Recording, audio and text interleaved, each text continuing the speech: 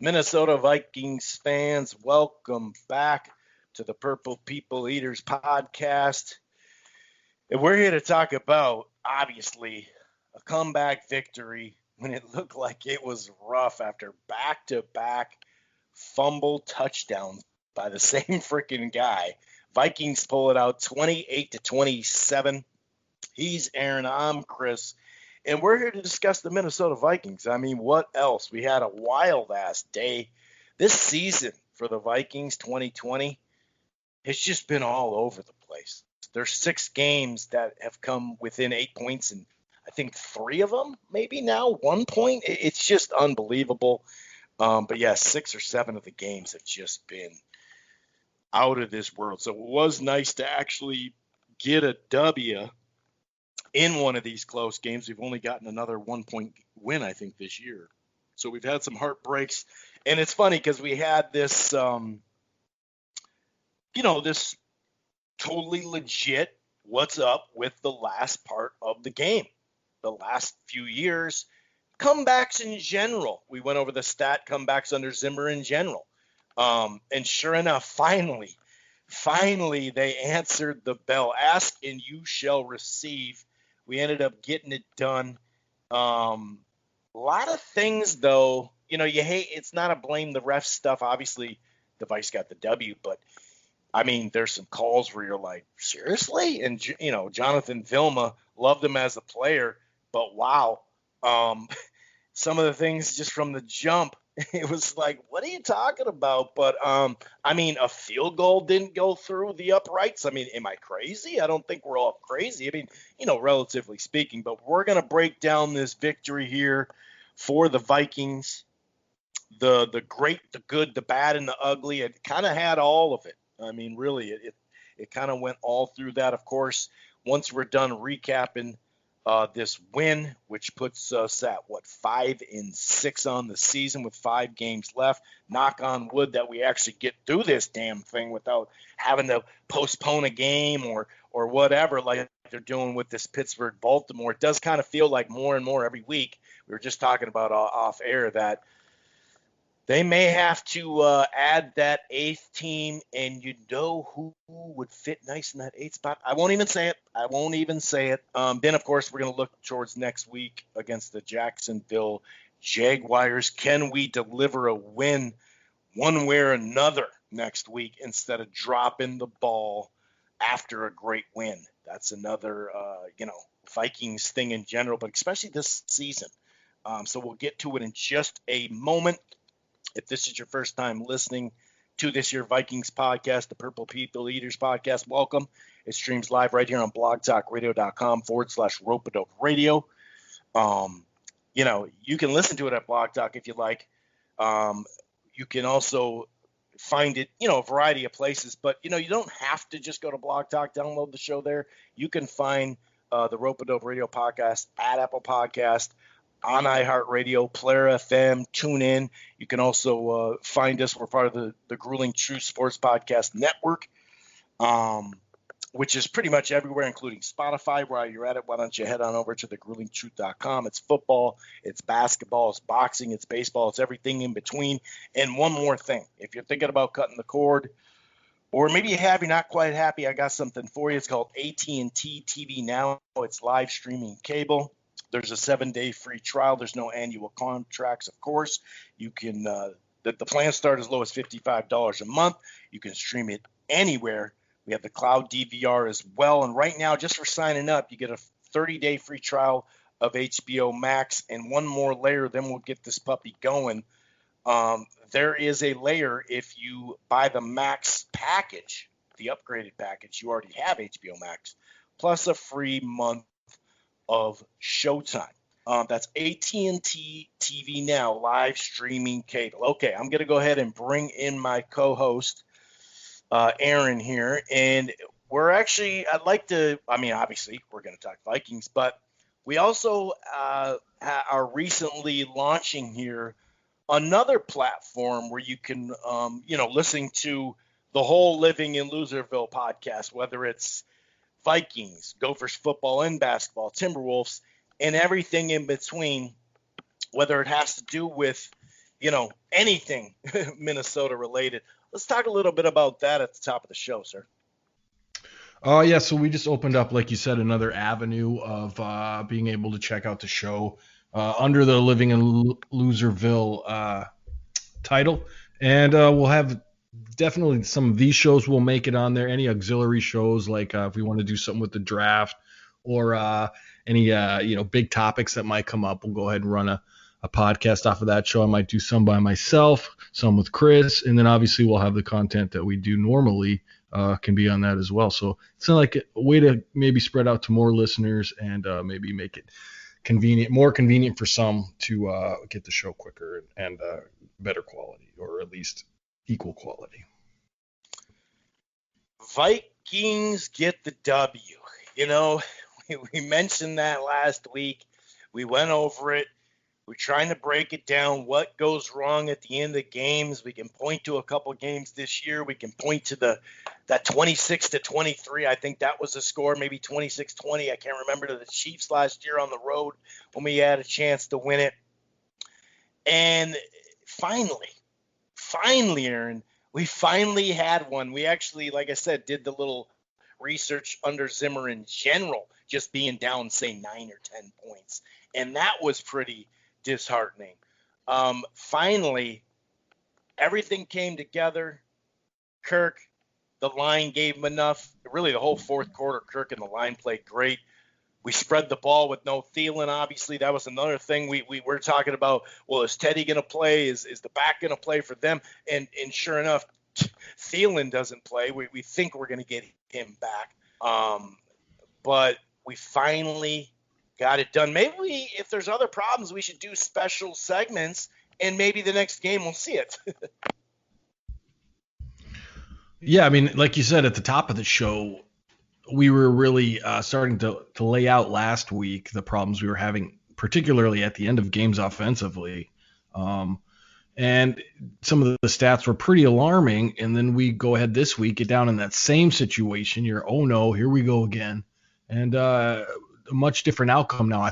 My criticism was we left a little too much time on the clock, but that's a small plate as far as getting the win goes. You still want the offense to do their part, get down the field and score, and that's exactly what they did. Found a way, didn't you? You found a way. We're just trying to be positive here. Now, finally, that they actually did something at the end there. And the defense came up with a stop really to stop them, even though they gave up a big play. Hey, they stopped them and made a long field goal. Just breaking down this game like we do per usual. Vilma right out the gate. Actually, Aaron said this before we went on, that he even got he said a player of a name that was not on either roster. There was a penalty that he was talking about on the punt where, 10, 20 years ago, whatever he said, you could get away with that. It's like, well, no, it's been a while longer than that there, Vilma. There was that penalty, that personal foul or whatever. But, we got the ball right away. This is something we've been doing early, scoring touchdowns early. And then sometimes we have some issues, and then late, like we talked about. And that's been ongoingly. But 13-play drive, 68 yards, 7:38 on the clock. There was a really nice little scramble on 3rd and 8 to Jefferson for a first down. Cook had a nice screen pass and a couple nice runs. We kind of ran decent early, then kind of got shut down. Once again, the third week in a row, some nice runs down the stretch, though, helped us. But, 7-0. It's like, okay, we got down there. Both teams punted. Bisbee on I think it was like a 3-and-out, our 3-and-out. Probably could have got a first down, but he ran a little short of the sticks. Then they put together a nice drive, 11 plays, 53 yards, lasting over 5 minutes. But right at the 7-yard line, Teddy led his man a little too far, and Kendricks comes up with a key interception in the red zone, Aaron. We've been talking about that all year, how well he's played, especially, in the context of such a young defense with, mysterious players, I guess, players that just up from the depth chart due to the circumstances. And he's just, doing what he does in the middle, getting a little bit more recognition for it now. And made another great interception, kind of like the week before, same sort of deal where he just kind of read the inside and got his hands on the ball, kind of fell while he was doing, didn't much of a return, but, the guy continues to impress. And then, after that, offense comes out, get a false start penalty, and, turns 3rd and 7 into 3rd and 14. We eventually punt. And then Zimmer challenges, what was it? Challenges the spot on a 4th and 1. He made 2 challenges in this game. We made 3 challenges. That's right, 3. That's right. 2 went his way. And I like the fact that he's challenging it, but it's like, some of those spots, I don't know. I didn't, a quick side note is I didn't recognize the lead ref on this one. I wonder if there was some COVID-related things and they pulled in a ref, or maybe this guy had a beard that he didn't previously have or something, but I didn't recognize him, so I was a little, iffy on the refereeing. But for overall, I thought it was a pretty good game. And, they go down the field and they score 7-7, 41-yard touchdown by Anderson. That was a weird play, Chris. It's either a really great call or bad defense, because once he caught the ball, there was nobody there to stop him. Yeah, they broke that down after. Is that, what was it, fire zone blitz, I think they call it. And I think now that I remember, I think the second press conference he had, I think Zimmer said, you know what, that was my bad, because it was like, what? 41 yards? And Teddy had missed a deep ball. Teddy had a rough day in spots. He had some crafty ass freaking runs like he does though, and just plays in general. But yeah, that was just, it seemed like that was on the Vikings defense. Zimmer said it. So then it's 7-7, and something that, as much as it's not really complain or bitch or something. We're just it's not even being critical. We haven't done well in the fourth quarter, the end of it, the last 4 minutes, let's say 2 minutes.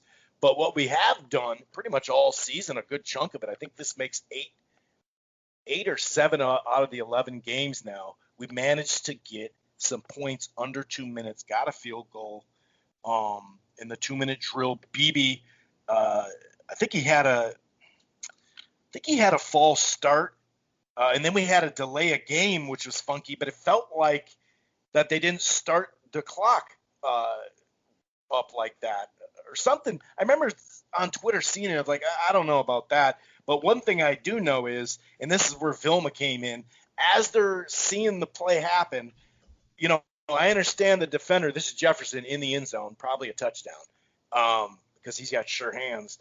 And he's trying to go back to get the ball.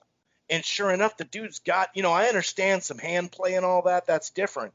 That's to be expected. But in the pros especially, how they call this stuff week in and week out for like the last 10 years or whatever in this offensive, advantage type league that we have now, he's driving his shoulder pad. And, yeah, he turned around, but he didn't go for the ball. Jefferson's the one going for the ball, and somehow Vilma's like, see, that's just good coverage. It's like, what? But so I don't know the false start thing, but what I do know is we got a long field goal, which is not something that, so the time management wasn't great in about 2 plays. We got down there good, but that was a little problem there. But 10-7 at half, and just looking at the time, defense really wasn't getting much pressure. That improved. The cornerback play, though, I thought was pretty on point. We needed to get that run game going again like we had in that first drive.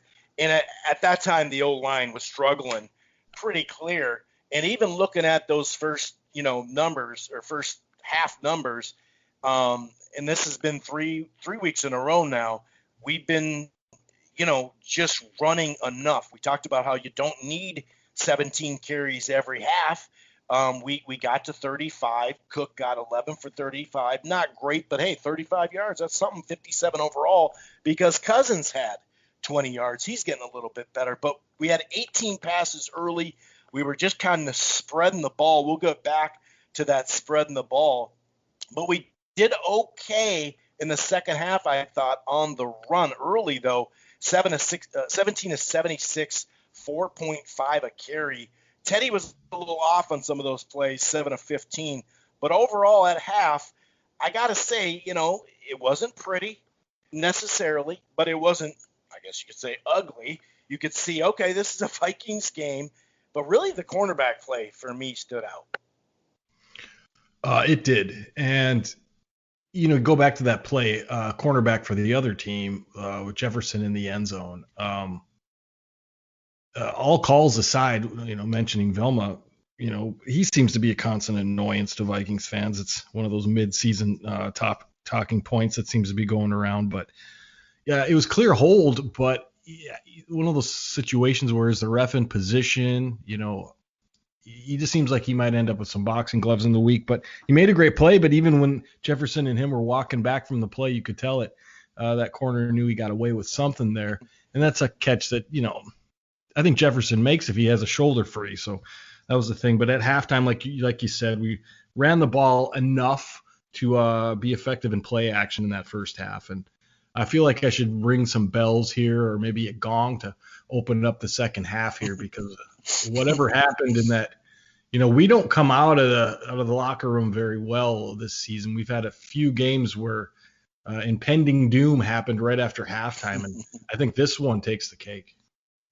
I mean, it'd have to be, right? It really would have to be. That is a great way to set it up. Last week, we're willing to give Cousins a break on that one. The first, 8 games of his first year, you could clearly see there was a ball issue when it came to fumbles, whether we lost them or not. He was putting the ball on the ground.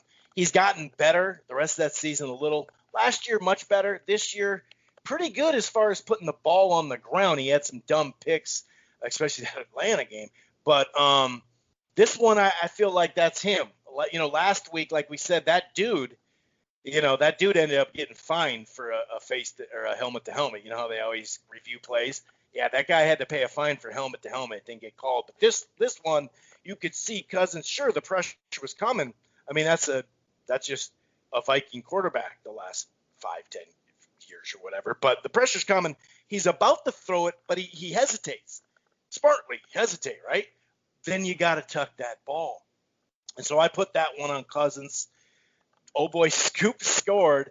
And then Cook does the Adrian Peterson fumble. And, he's been sure-handed except this year so far with Cook. Hopefully, running backs kind of go through times that they, because they got a lot of guys on them. Speaking of that, though, this is an Adrian Peterson fumble because it's like there's a pile of dudes and 3 guys or 4 guys have them, and then one dude rips the ball up. That's what it brought back, is the Adrian Peterson type of thing, where you're like, it's cool, Cook, just go down, buddy. I love you. But some dude down under that pile after that play was in there trying to wrench on our guy Cook's ankle. I didn't see the ankle thing. That's interesting, but he said it after. I didn't see it either, but he said it after. Oh wow, yeah. Talk about disastrous third quarter. I mean, at least the start of it, man. And I'm a little different than you. For once, I didn't think that fumble was much on Kirk, simply because he couldn't. The guy had control of his arms, so he made the hit, and the defender was smart enough to get a hold of his arms, and so Kirk basically couldn't do anything. It did bottle, he got hit and it bounced out, but he couldn't do anything about any after that. So I guess you're right. He probably could have got rid of the ball a little bit quicker, but one of those, I think it was just a bang play where I can't really put it on Kirk, although I'd love to. I'd love to, but I can't. Yeah, and maybe I'm going the other way, Maybe I'm going the other way with it. And then the Cook fumble thing, I mean, maybe the guy was wrenching on his ankle, but, I started to see another fake injury here. And it's not only him, too, but I'm drawing a blank as to who else I thought did that on Sunday. But I don't know if that's a Viking issue or something, but I'm not going to lay that on Cook because, he's injury prone, but generally there's some reasons why you see him hobbled on the field. But this one was a little bit more questionable. And then they follow that up with a 3-and-out. So we're talking about fumble, scoop, and score, and the 3-and-out and a punt coming out of halftime. That's not ideal, to say the least. But then defense comes up, and I wanted to maybe highlight that in this game I thought showed more than anything, and maybe leading into next week's game, our defensive line is just not great. We're giving up, like I said, Chris, those things that annoy me more than anything, and our listeners also know. I hate 8-yard first down runs. I can't stand them. I know it's terrible on a defense, and I'll harp on it until they stop doing it because in the first half they gave them up, and they were getting 6, 7, 8 a pop on first down running the ball. I don't know why they went away from the run, but they give up. The offense goes down the field, particularly on the run. I think there's a couple good passes in there. Score, they go take a field goal, and just as I harp on the defensive line, a defensive lineman comes up in special teams and blocks a punt, DJ Wanham, and leads to the offense coming out on the field and going on a long drive. Yeah, and Teddy had one of those freaking crafty runs on that play, too, where he's like, ooh, excuse me, spin move, first down. You're right. It was mostly run. They dinked and dumped, but it was after the run, too, on that stuff. Yeah, that's a good point, man. I don't know exactly why they didn't either go, hang with that run a little bit more. They did manage to the Vikes after that. So, yeah, blocked, sweet, okay, no problem. We ended up getting a field goal on a 13-play drive, 72 yards. Good old BZ Johnson, 17-yard catch. And there was a really nice catch from Jefferson for a first down catch. That was nice. There was a moment there. There was a 3rd and 13 that the pocket was closing in and Cousins got out. I thought Jefferson and Cousins was money there. But then Cousins rolled out, tried to get back behind the line and just couldn't do it. He screwed up a little bit on that past the line of scrimmage. So we did have to, get a field goal. No, 21-13. And then a 9-play drive. They were kind of running there too. They had that 34-yard connection for Anderson and Teddy. Great toss by Teddy on that one. Definitely. Also, Anderson dropped a ball that I think led to a 3rd and 10. Kendricks made a freaking nice tackle, I think, short of on the 3rd and 10. That's what it was. But, I mean, it says field goal. It says 24-13. We're down by 11. What happened there, Aaron? I mean, that ball didn't go through the goalpost. Am I just nuts? Am I living in Loserville? Am I biased? What's going on? Yeah, I think you could be all of those things or a combination of a couple of them. I watched it on TV, and it kind of just passed by. You're thinking, okay, here's a field goal, and you're so used to another team making a field goal that you don't really pay much attention to it. But as I turned my head and I saw it go, I'm like, did that go or not? But nobody said anything. The announcer didn't say anything. Vilma wasn't going to say anything. There's no reaction on the field. I'm thinking, okay, that's just maybe it was the angle I was looking at it or something. But I didn't think much of it until after the game. I started seeing pictures getting posted of it. And I was just like, wow, that kick it wasn't my eyes. That kick didn't make it over. Now, everything gets checked in the booth, Chris, right? I mean, that's all scoring plays are reviewed. Is a field goal not a scoring play? Yeah, is it just touchdowns then? I mean, that's what I was thinking too, Aaron. Like, I thought all scoring. See, this is the NFL, though. And you're right. All those 3 things that I said can still be true, but we can still be right here. It's like, what do you mean? I didn't see anybody that said, no, it went through. Because the funny thing is, Aaron, it didn't go high. The ones that are high, and you're like, I guess that made it. No. You can see the ball. There's a still of the ball going outside the post. Yeah, I don't know what to say about it either. I think all of us are just kind of taken back, like, well, okay. What do you say about something like that? I'm sure there's letters to the league being sent, and I'm sure Zimmers has a thing to say. But sure. Judging from the reaction on the field, it's hard to see from the sideline when it's that close whether something goes through. But I just look to see like a lunar eclipse or a solar eclipse. Does the ball go? Am I seeing bar and then ball, or am I seeing ball? Or am I not seeing any bar at all? And it was a little bit over, but yeah, man, I don't know what to say about it except for I think we all saw the same thing. Yeah. In anyway, so we're down 11, and we've been here before. 11:32 left in the game. I think that was the time mark. On a 3rd and 10, Johnson had a 17-yard first down, and also to make it 1st and goal, had a great catch in traffic. And basically that first play, I think they had a sack. But other than that, the old line tightened up pretty much just enough or very well and gave them a little bit more time. Cousins even talked about how there's a couple plays that I normally wouldn't hold that long, but they gave me a little bit more time. And of course, then, Jefferson took over, broke some ankles, broke a tackle, and got the 2-point conversion as well. And now it's ball game, 24-21. We have ourselves a ball game. That route, though, and the broken tackle was money from Jefferson. Yeah, it was. And he continues to impress me every week. Like I said, we still want to pump the brakes on it. I had to write back on a few comments on Facebook. It's just like, wait a minute, he's not Randy Moss. Randy Moss had a Hall of Famer and a Pro Bowler to share targets with, in that first year. So let's, plus an offense that did nothing but throw the ball, and Randall Cunningham and all those other great things. But in saying that, Jefferson appears to be a top tier, we'll just say that, a top tier receiver in this league as a rookie. And we're glad to have him. It's a nice, I guess, consolation prize, if you will. I think that's probably a pretty bad term, though, because I think him and Diggs are different players, but it's nice to be able to lose Diggs and fill it in well enough the year after with a draft pick for the exact player that you got rid of. So I'll just say it's fortunate that Jefferson fell to us. And, that drive, just quickly on that, like you said, that was one of the better drives I've seen.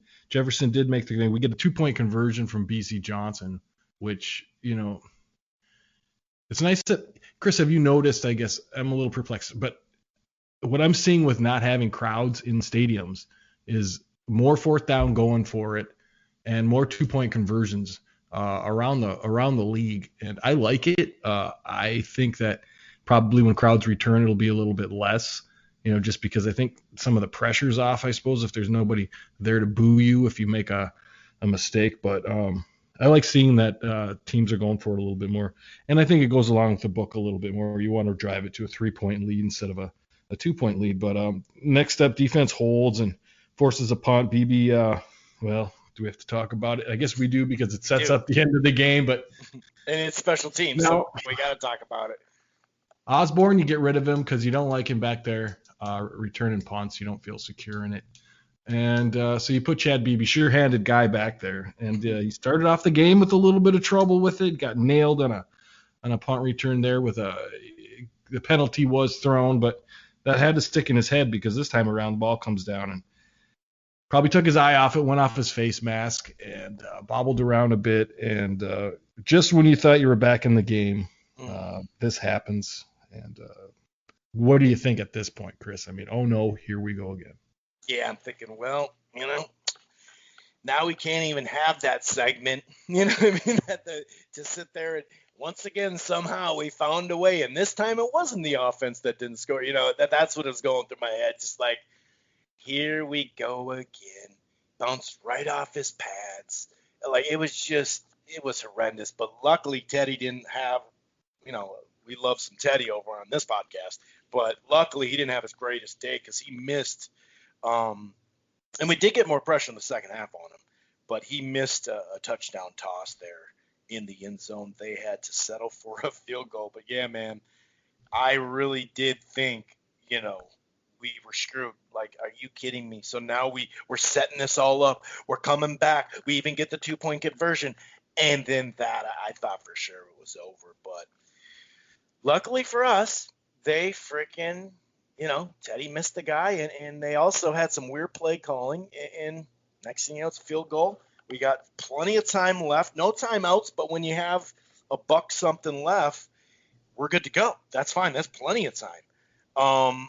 And then, the game-winning drive, as it turns out, happened. And it's something that, like I said, we've been talking about many times, but we really had to break it down last week.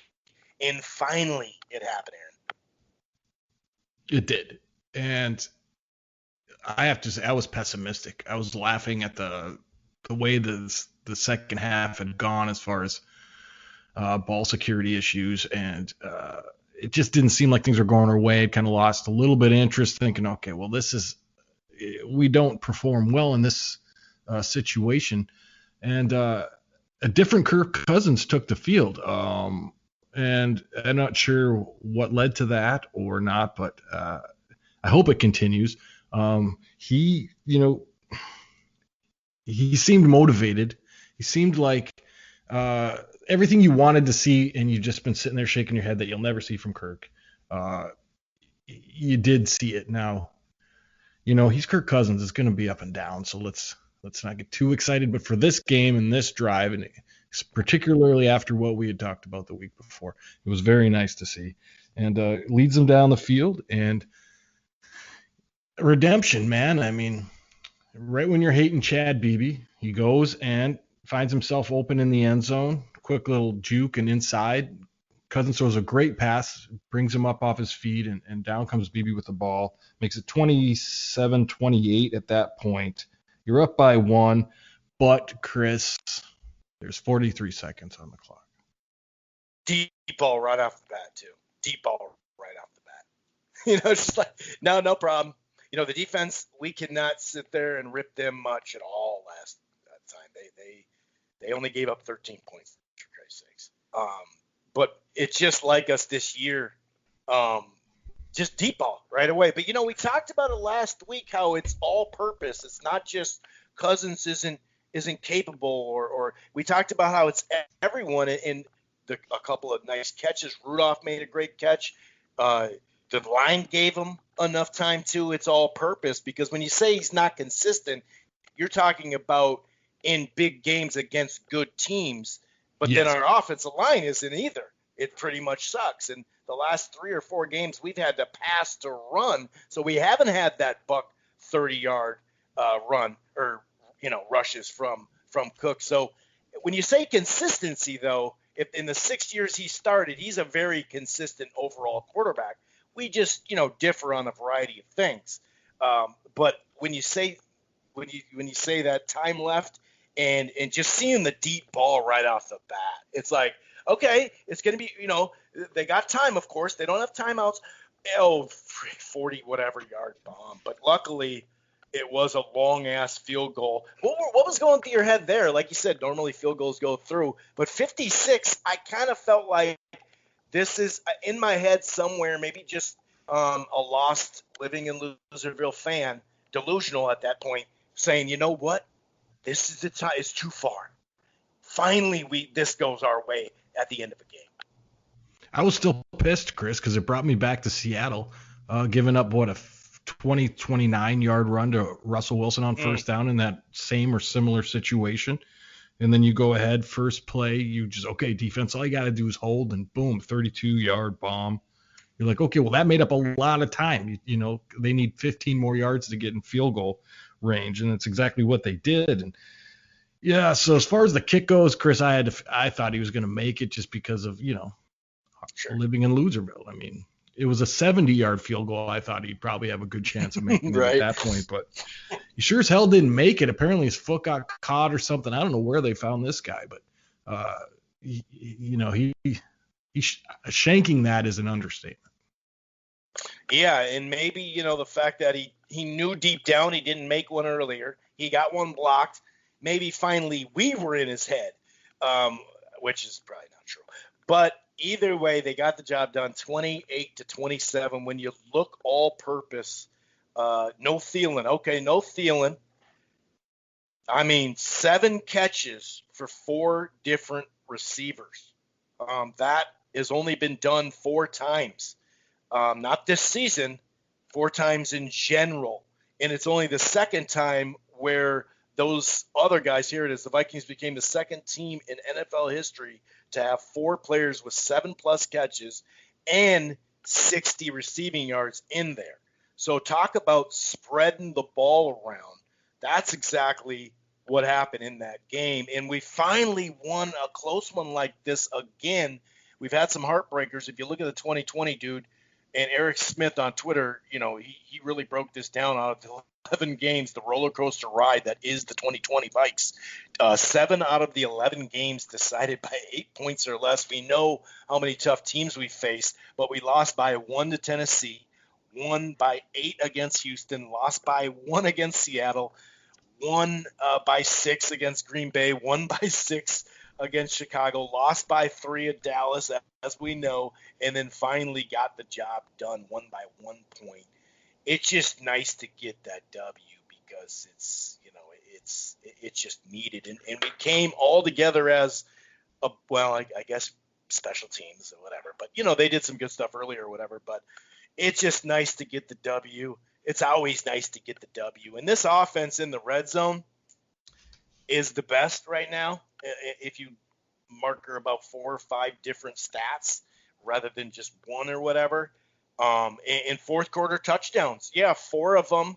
When you break them down, 4 when we talk about garbage time, 4 of them been that, but 11 we're leading the league. It's not like we're the only one that ever had a garbage touchdown, but we're putting up points and touchdowns in the fourth quarter, and that's really why we've been in some of these games too. But it's just nice that the offense got their head out of their ass after those back-to-back plays. The defense was fairly steady. Sure, they gave up some big plays. We know they're gonna, but they were damn good. And like I said, the last 2 drives, the offensive line really stood up and gave Kirk that extra beat to complete a pass. Yeah, I mean, all that stuff, I agree with you completely. So now we're going to introduce a new segment on the show. It's going to pop up from time to time. We're not going to say it's going to happen every week, but we're going to call it Knock on Wood. It's a knock on wood statement, we'll call it. And this will just basically tell you, things that you wish would happen that didn't happen, or things that you hope don't happen that eventually you don't want them to see them happen. And I just thought we'd take a second here, or a minute. We got a little bit of extra time due to the lack of Gophers, and talk about where we are right now, Chris, with a player, Cam Dantzler. Now, high hopes coming out of training camp. Seemed to be an aggressive corner, had all the physicals, maybe a little skinny, but had a nickname, the Needle. And we all had really high hopes for the kid. And as I'm watching him, he's just getting back into action now. I'm finding a few concerns. There's some positives there. Great tackler, gets outside on plays, but he's had some ups and downs, and particularly highlighted downs season. He made a bad play in Seattle that thought maybe he misjudged a ball on. But my particular concern with him, before I pass it to you, is I'm not seeing aggressive plays on the ball, which kind of frightens me. It's not like he's lost, but it's almost like he doesn't want to mess up. I guess that could be something you could see from a rookie, but it's not what you thought you drafted, especially when you see guys like A.J. Terrell in Atlanta making plays on the ball. So I guess he's a little bit timid, except for tackling. And, you haven't seen him miss a lot of tackles, so he's solid against the run. But as far as his pass coverage, I'm seeing a lot of errors in that down on the goal line twice now this season, and just not making plays on the ball. He's 6'2". He's long enough. You want to see him up in the air fighting for 50-50 balls. So, Chris, I'm just wondering, what have you noticed? What have you seen? Do you have any thoughts at all on the play of Cam Dantzler at this point in the season? He just got back in there, so it's kind of hard to break down. We talked about this segment. I didn't know we'd necessarily bring it out just yet, but I do like that you're doing it because, like you said, we got some extra time. So, he just got back in the lineup not long ago, so I don't really have a lot more to say than you just did. But off the top of my head, the knock on wood for me would be knock on wood that Adam Thielen returns from COVID. That would be my knock on wood. And also Irv Smith, where it doesn't really look great right now. It's Tuesday, so it's plenty of time. We thought, Thielen was probably going to play, and all of a sudden, he got a false positive, whatever the hell it was, and now he had to sit out. So my knock on wood is Irv Smith groin. Knock on wood that it's going to be okay for, even if he missed another game, to get him back again against a tough team or a more tougher team. Those are kind of my 2 knock on woods, part of the new segment. Yeah, those are great too, and obviously, that's mysterious with Thielen, because was it a positive? Was it a false positive? Well, he definitely had a positive, but yeah. Yeah, and how long is that going to keep him out? I feel like he'll be back this week, but you haven't heard anything about it. And Irv Smith, of course, but groin injuries are groin injuries, and the fact that he hurt it celebrating a touchdown doesn't help at all either. But at least he scored the touchdown. But yeah, like I said, my knock on wood was just that we see some improvement from Cam Dantzler, And for the rest of I just want to see him try to make plays on the ball. Is all I'm saying. Is he's never really in the air, swatting passes. And like you said, he's just coming back now from what looked like a pretty big hit in Green Bay. So we'll see how that goes coming up in the future here. Yeah, I mean, he's definitely shown some glimpses, but yeah, he's gotten lost, like you said, on some plays where you're like, ooh, where you going, dude? Where you going? It's tough to judge him now. It's like all the way. Speaking of a positive judge, I guess you could say, DJ Wanham, though, if you look at, most pressures, QB pressures by rookies, you have Chase Young, stud, he's got 18. Derek Brown out of Alabama or Auburn, 17. Kinlaw, 49ers, 15. So tied for third is our guy, DJ Wanham, 15. And, can he be basically a 3? I think that he's good at rushing the passer. I don't know where he's at totally with the run just yet and leading in, till next year. But you can envision, Aaron, our guy Hunter on the edge. And can you see, maybe DJ being no matter what, I think they're down, but, can he develop into a 3-down player? That would be phenomenal. But it kind of it feels like seeing what he's done, DJ, since he's been in, it kind of made me feel like they were okay with making that trade in the long run, when they traded the guy that we traded, when Hunter was hurt.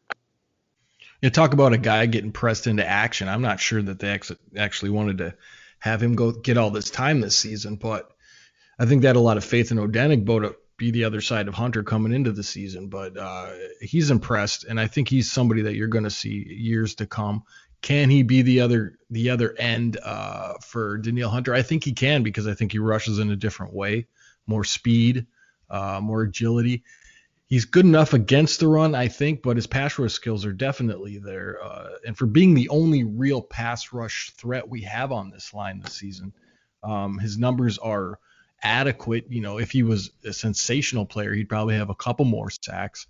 But he seems to be able to hold down being the only one on the defensive line. So if you give him a little help with Pierce coming back and Danielle hopefully coming back and actually signing and playing, I'm very confident that I think he can hold down that other part of the line, and he's an interesting player because of the speed and agility. He's not like Everson was. Everson was pure speed. This guy still, Wanham still has strength, a bull rush, and all those other things that maybe Everson didn't have, and maybe a little bit taller too. So I'm really positive on DJ Wanham, and I think he'll be a player on this defense for at least 2 to 3 years to come.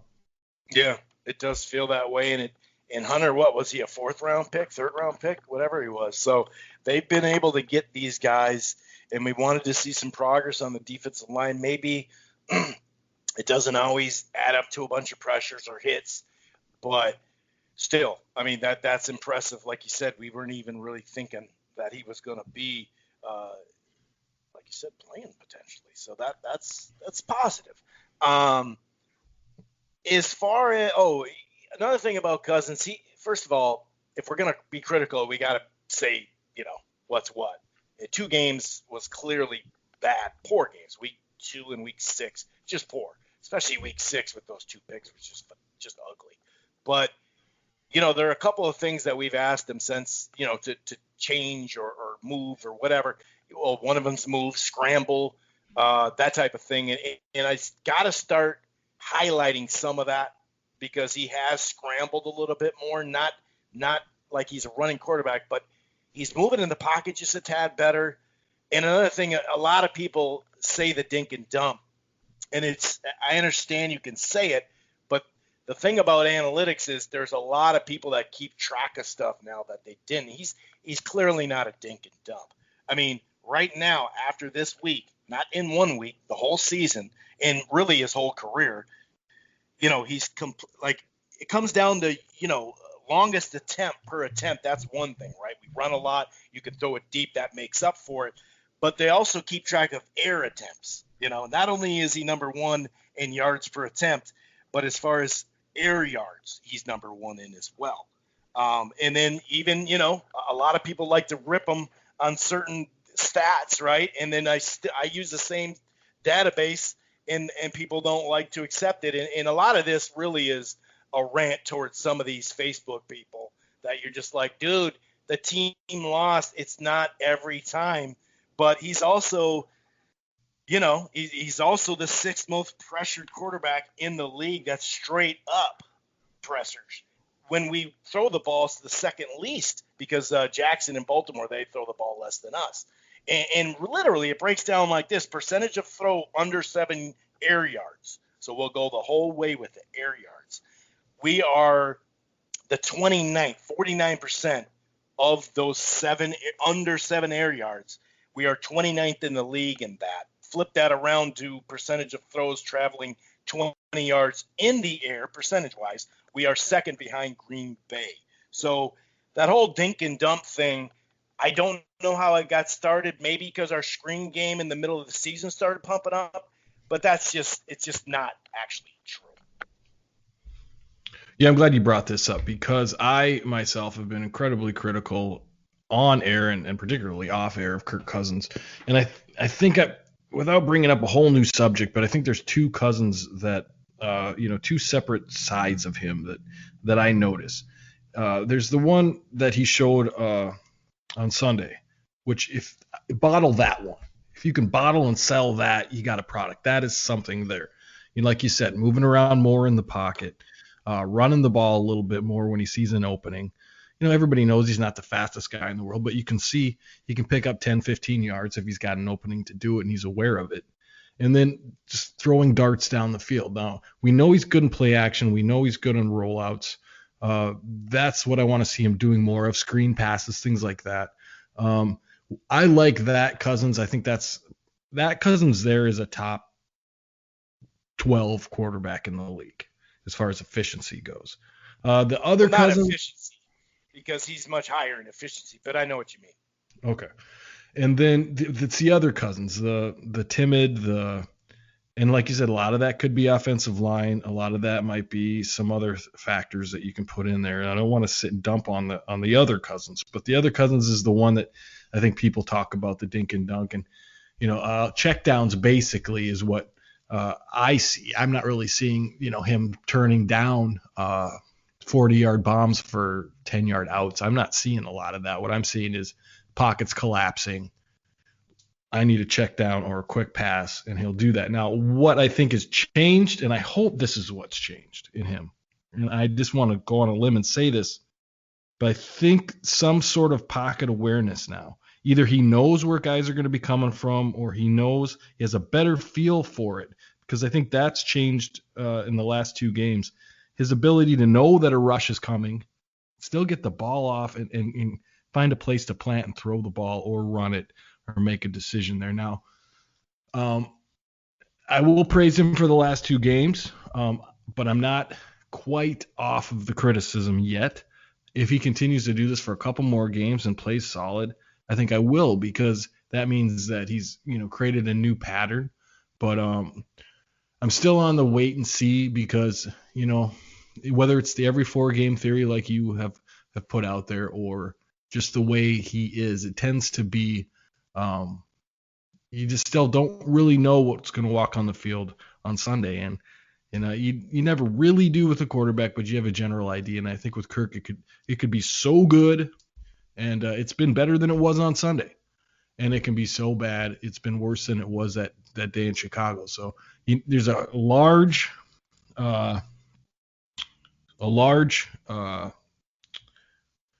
sample size, I guess, of what Cousins can be on any given Sunday. And I guess I just like to see that more come to the medium there, where it's a more average, something you can depend on and count on for the season. Long-winded way of saying, I like what I'm seeing, but I'm still going to hold on to some of that criticism until I see it done a little bit longer. A couple of follow-up things. Let's bottle up the whole offense on those drives too, not just Cousins, because once again, he got that extra beat like he talked about, so he could step up and throw it instead of being like, oh shit, I either got to throw it away, or I'm getting hit when I throw, or I just duck down and get hit or whatever. So we got to bottle up the offensive line, and every 3 years, we haven't even produced a mediocre line for him.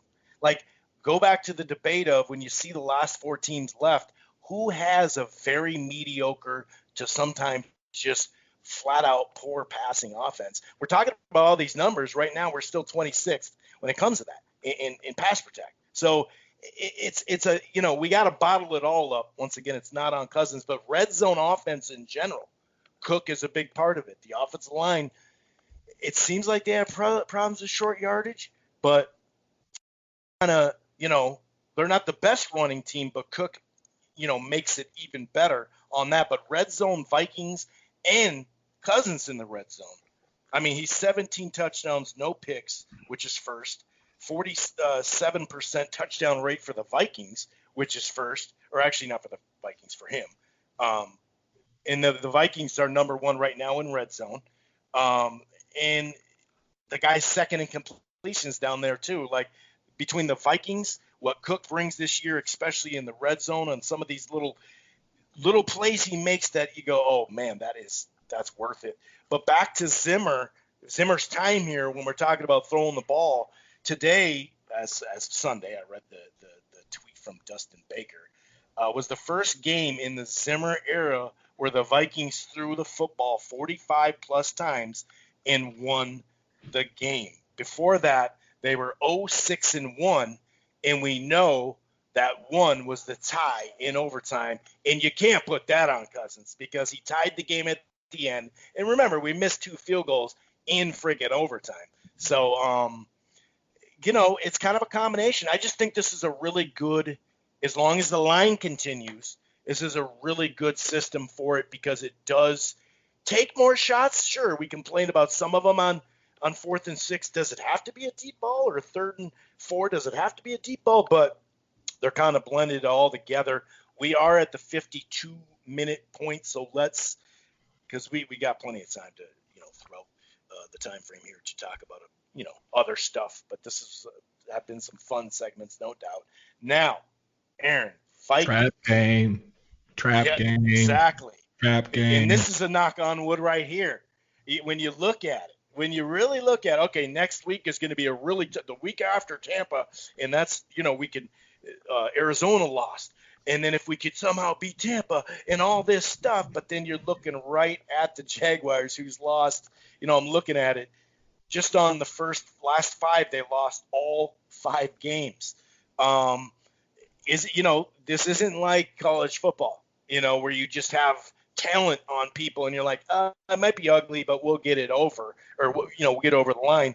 They're averaging only 20 points a game, not even 21.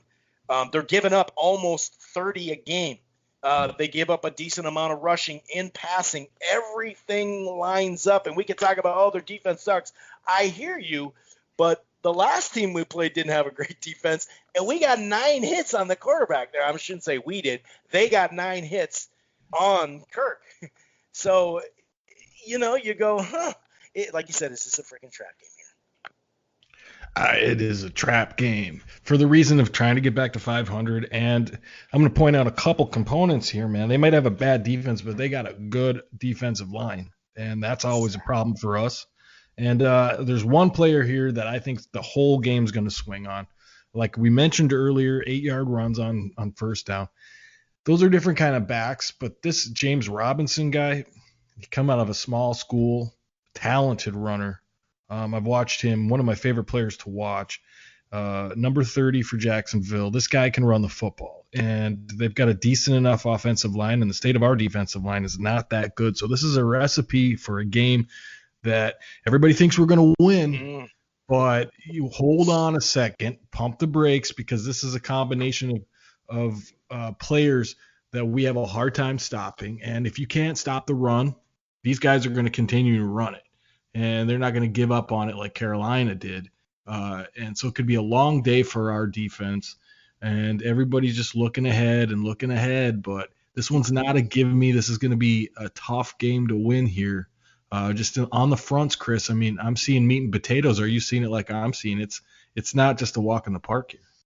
No, in Vegas, I'm talking about a walk in the park, 9.5 points. I mean, when the hell was the last time that the Vikings? Well, I suppose last season they were a couple times, but definitely not this season, and definitely not 2 years ago.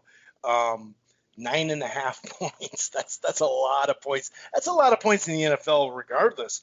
Let alone, and I think you hit it right on the button, Aaron. It's the defensive line. We could sit there and say, oh this, oh that, yeah, okay, but we saw once, oh boy, left the field, all of a sudden we could run the ball against Chicago. And they had a pretty garbage, probably the worst, offense we'll see this year if this is second or third. But that does. And then if Cleveland's not back as well, you start to go, well, shit. He seemed like he was a little bit better than what we've been putting over the last couple of years. But yeah, it's got me shook. Not shook enough, but I wouldn't touch this thing with the 15-foot pole. Nope. Even with an extension that went to four more feet. I wouldn't bet on it, but I am going with kind of a weird 26-23, actually 26-23 Viking victory. But man, oh man, this is a classic trap game. Yeah, this one is almost as hard to call as the one. It's a tough game to call. And like you said, I wouldn't touch this. My money's going nowhere near this game. For the reasons that we pointed out earlier, and here I am vacillating right now because I kind of know the score is going to be in the same ballpark as what you got. I got 23-17, but I can't decide if we're going to win or lose this thing. It'll be close. It's probably going to be a grinded out game. Turnovers are huge. Got to hang on to the ball. I'm going to say we lose this one just because of Loserville and home game and getting to 500 and 2020. Lines up 2020 perfectly. Not knowing who's coming back and who's not. I mean, Thielen, Smith, is ankle good? There's a lot of variables as far as who's going to play. This could go either way, but I'm going to go with the loss on this just because, I got a feeling. I got a hunch. And I'm just going to go ahead and just put the big jinx on us right now. This comes from Dominic Clare. If this happens, the following week, the Vikings play the Bucks. If they win, oh my God, let's get all excited. They could be they'll be the 6th seed because the Bucks Cardinals thing, and that's with Arizona losing to the Rams too. We're the 7th seed. Oh my God, all this stuff. We could be the 7th or 6th after the Tampa game. Yeah, but calm down a little bit. I'll say this though, as far as getting after the quarterback, to Jacksonville they actually just broke in to double digits for sacks, so they don't necessarily get after the quarterback. But as you said, if we're losing yards in the running game or getting 1 or 2 a pop on first down, a lot of people look better on 3rd and 9, 3rd and 10, in those scenarios. So yeah, and on the other side, if they're giving up 8 yards on first down because of a good running back and a decent offensive line, that's not good for our defense either. So the recipe for disaster is there. Time of possession, field position, which has been a rough thing mostly all the season, even when we win the damn game. We'll see, man. And the Gophers are canceled another game because they had another wave of tests come through. It comes out here, Gophers football. We usually end on a Gophers segment. 15 additional positive tests for COVID, 8 players, 7 staff members. In the total confirmed cases, this is just confirmed, 20 players, 20 staff. So that just lines up on, what? We need to shut down for another week. Other teams did it, and now they're okay. Well, you have 2 more games left because of championship week. But some teams have gotten hit worse than others. Sometimes it's not as bad, but the key starter, it seemed like earlier in the year it was the key starters that were getting hit, not necessarily the whole team. Now it's kind of a combination. So if we didn't think this was a wash, which we did, for the Gophers, now this makes it official, Aaron. Yeah, it really does. You lose the Wisconsin game. That's the big one every year, and it was actually starting to take some national hold. Is a game that would probably be a big deal for a while, and it slows some momentum there, and it slows the momentum of a lot of things. But I mean, it's 2020, it's COVID, it's all the things combined. What can you say? Yeah, exactly. It is what it is. And one more note here. This happened a little, I think Thursday or something like that, after we did the show. Happy 55th birthday to the Pro Football Hall of Fame receiver, CC Chris Carter. Over his 16 seasons in the NFL, mostly spent with the Vikings, of course, 8-time Pro Bowler, and fourth most career receiving TDs, because all he does is catch touchdowns, and the sixth most career receptions, 1,101. And I was at the game where he passed 1,000. It was pretty dope. So, yeah, Chris Carter, right back at you, buddy. Thank you very much. He actually gave some wise wisdom, to a lot of people, including Mostert when we drafted him, but to Jefferson as well. He took him to the side and stuff like that. And now he's been kind of contacting here and there on the low, but, we'll see if the offseason maybe he can get some work with Carter, because we know he's got the drills. Him and Jerry Rice have the miracle drills. All right. Anything else before we shut this puppy down, sir? No, I guess we'll say look for the shows on Spreaker, and follow us on Instagram at Living in Loserville Podcast. And let's hope for a win, but it'll be a tough one on Sunday.